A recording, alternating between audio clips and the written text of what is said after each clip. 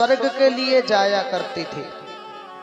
एक बार देवासुर संग्राम हुआ तो देवताओं के पक्ष में इन्होंने देवताओं के साथ युद्ध किया और देवताओं को विजयश्री दिलाई। अब कोई इंसान अपने बल पर कोई चीज जीत ले या खरीद ले तो उसे अहंकार हो जाता है। परीक्षित महाराज, दशरथ जी को ये अहंकार हुआ कि देखिए देवताओं का मैंने सहायता की और देवताओं को देवासुर संग्राम में जिताया। लौट करके स्वर्ग से आ रहे थे तो मार्ग में शनिदेव मिल गए। उन्होंने विचार किया कि वे धर्मात्मा इंसान हैं, महाराज अयोध्या के चक्रवर्ती राजा हैं, अगर मेरी दृष्टि पड़ गई तो बर्बाद हो जाएंगे। इसलिए शनिदेव ने उनकी तरफ को पीठ कर ली। अब जिस इंसान ने अपने बल पर कोई चीज खरीदी हो या छीनी हो तो उसे अहंकार तो हो ही जाता है। वो चलते हुए इंसान को छेड़ता है, जिससे वो बचते हैं उन्हीं से उलझता है। दशरथ जी ने देखा भाई ये कौन है, मेरी तरफ पीठ कर ली और कहने लगे हाँ भाई आप कौन हो और आपने मेरी तरफ को पीठ क्यों की? शनिदेव ने कहा महाराज मैं आपका सम्मान करता हूं, आप अपने मार्ग से चले जाइए। दशरथ जी ने सोचा हाथ जोड़ करके अपने घर बिठा करके सम्मान किया जाता है, भाई पीठ फेर के तो पहली बेर सम्मान देखा, ये कैसा सम्मान है, आप अपना परिचय दीजिए कौन हो। शनिदेव ने कहा महाराज आप धर्मात्मा इंसान हो और मैं नहीं चाहता कि मेरी दृष्टि आपके ऊपर पड़े। अगर मेरी दृष्टि आपके ऊपर पड़ गई तो आप बर्बाद हो जाओगे।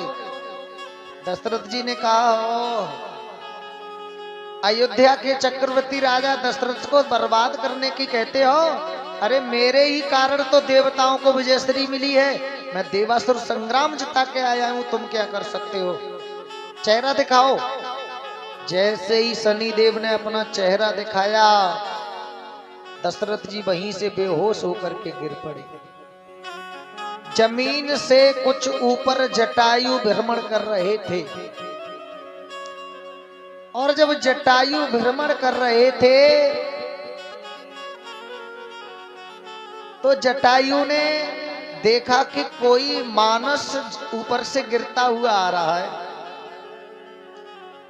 उन्होंने अपने पैरों पर रोका और ला करके जमीन पर रख दिया।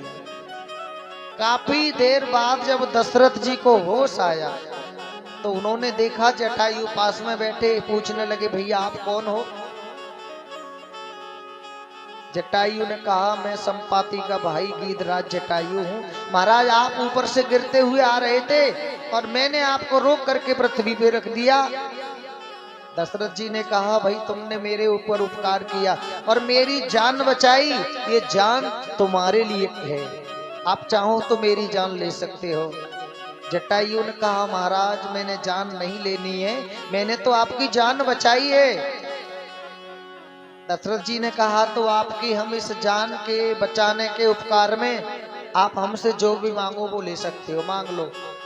तो जटायु ने कहा था कि महाराज अगर आप देना चाहते हो तो आप अपने बड़े बेटे को हमें दे दो। दशरथ जी ने कहा जटायु इस समय तो मेरे घर में कोई पुत्र नहीं है, मैं तुम्हें वचन देता हूं कि जब मेरे घर में संतान जन्म लेगी तो मैं सबसे बड़ा बेटा तुम्हारे लिए दूंगा। जब राम का अवतार हुआ तो जटायु को बुला करके दशरथ जी ने भगवान को जटायु की गोद में दिया कि लो जटायु आपकी अमानत हमने तुम्हें समर्पित की। जटायु ने कहा महाराज तुमने मेरी अमानत मुझे दी, अब मैं तुम्हें वापस धरोहर के रूप में देता हूं, आवश्यकता पड़ने पर मैं ले जाऊंगा। इसीलिए भगवान के पिता दशरथ ने जब विश्वामित्र जी लेने आए तो ये शब्द कहा था कि सब सुत मोहे प्राण की माही और राम देत ना बने गुसाई। चारों पुत्र प्राणों के समान हैं, पर राम को नहीं दूंगा, क्योंकि वे राम उनके थे ही नहीं। राम को तो पहले ही जटायु को दे दिया था, इसीलिए जाकर के जटायु ने सीता जी की रक्षा की, क्योंकि वो उनकी पुत्र वधू थी। और उन्होंने कहा था, बेटी मेरे जब तक शरीर में प्राण है तब तक मैं तेरी लाज नहीं लुटने दूंगा। तब बेहाल हो गए, पर काट दिए, तब जमीन पर गिरे। इसलिए उन्होंने पूरा वृत्तांत बताया, तो भगवान ने उनका दाह संस्कार अपने हाथों से किया। आगे सबरी के आश्रम पर गए, जो मतंग ऋषि की शिष्या थी, बचपन से लेकर बुढ़ापे तक आ गई, पर विश्वास था कि भगवान जरूर आए। और रोजाना कहती थी, सुबह 4 बजे झाड़ू लगाती, सबरी कर रही रास्ता साफ, राम जन कब दिन आवाई। पूरी जिंदगी गुजार के आए, सबरी को दर्शन दिया, आगे गए।